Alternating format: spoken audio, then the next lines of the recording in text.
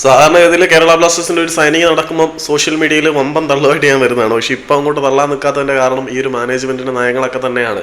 ഇവന്മാർ കൊണ്ടുവന്ന താരത്തിനെ കുറിച്ച് പറയാനാണെങ്കിൽ ഫ്രാഞ്ചുവിനെ കുറിച്ച് തന്നെ പറയാം. ഫ്രാഞ്ചുവിന്റെ കാര്യത്തിൽ ഒരുപാട് ഹൈപ്പും കാര്യങ്ങളൊക്കെ വന്നിട്ടുണ്ട്. പക്ഷേ ചില പ്രശ്നങ്ങൾ കൂടി ഉണ്ട്. ആദ്യം ഞാൻ പ്രശ്നങ്ങളെ കുറിച്ച് പറഞ്ഞിട്ട് നല്ലതിനെ കുറിച്ച് വീണ്ടും മറ്റൊരു വീഡിയോ ആയിട്ട് ചെയ്യാം. ആളിന്റെ ഹിസ്റ്ററിയെ കുറിച്ചൊക്കെ ഈ സൈപ്രസിലും ഹംഗറിയിലൊക്കെ ആയിട്ട് ആളിന് നല്ല എക്സ്പീരിയൻസ് ഉണ്ട്. ഫ്രഞ്ച് ഫുട്ബോൾ ഇതിഹാസം റിയൽ മാഡ്രിഡിനെ തുടർച്ചയായിട്ട് UCL ചാമ്പ്യന്മാരാക്കുന്നതിൽ റെക്കോർഡ് നേടിയിട്ടുള്ള സിനദീൻ സിദാന്റെ കീഴിലായിരുന്നു അദ്ദേഹത്തിന്റെ അരങ്ങേറ്റം.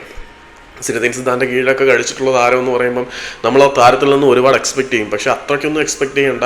തൻ്റെ ആ ഒരു സ്റ്റാർട്ടിനോട് നീതി പുലർത്തുന്ന വിധത്തിലുള്ള ഒരു പ്രകടനമല്ല അദ്ദേഹം തൻ്റെ കരിയറിലുടനീളം പുലർത്തിയിട്ടുള്ളത്. ACL ഇഞ്ചുറി മൂലം പലതവണ ടീമിൽ നിന്ന് അദ്ദേഹം പുറത്തേക്ക് പോകുന്ന കാഴ്ച നമ്മൾ കണ്ടതാണ്. റെഗുലറായിട്ട് ഇഞ്ചുറിയുടെ പിടിയിൽ അകപ്പെടുന്ന one of the most inconsistent player ആണ്. സ്ഥിരതയില്ലായ്മയാണ് പുള്ളിയുടെ സ്ഥിരത. വളരെ അൺകൺസിസ്റ്റന്റ് ആണ് താരം. പിന്നെ ആള് തുടർച്ചയായിട്ട് ഗോളുകളോ അസിസ്റ്റുകളോ ഒന്നും സ്വന്തമാകുന്നതായിട്ട് നമ്മൾ കാണുന്നില്ല. കഴിഞ്ഞ ഒരു വർഷമായിട്ട് അദ്ദേഹം കളിക്കാതെ കളിക്കളത്തിന് പുറത്തിരിക്കുകയാണ്. ഇങ്ങനെ കളിക്കളത്തിന് പുറത്തിരുന്ന താരങ്ങൾ ബ്ലാസ്റ്റേഴ്സിലേക്ക് വന്ന് വിപ്ലവം സൃഷ്ടിച്ച ഓർമ്മകൾ നമുക്കുണ്ട്. ഇപ്പോൾ ഫാലോ ഇന്ത്യയുടെ കാര്യം പറയാനാണെങ്കിലും ഇന്ത്യയും ഒരു വർഷത്തോളം ഒരു മത്സരം പോലും കളിക്കാതെ പുറത്തിരുന്ന ശേഷമാണ് ബ്ലാസ്റ്റേഴ്സിലേക്ക് വരുന്നത്. ബ്ലാസ്റ്റേഴ്സിലേക്ക് വന്ന ശേഷം നല്ല പ്രകടനം കാഴ്ചവെച്ചിട്ടുണ്ട്. അപ്പം റിയൽ മാഡ്രിഡിന്റെ രക്തം സിരകളിൽ ഓടുന്ന അർജന്റീൻ താരമായിട്ടുള്ള ഫ്രാഞ്ചു ബ്ലാസ്റ്റേഴ്സിലേക്ക് വരുമ്പോൾ നന്നായിട്ട് പെർഫോം ചെയ്യാം എന്ന് നമുക്ക് പ്രത്യാശിക്കാം, പ്രതീക്ഷിക്കാം എന്നല്ലാതെ തള്ളാൻ നിൽക്കുന്നില്ല. തള്ളാൻ വയ്യാത്തതുകൊണ്ടാണ്.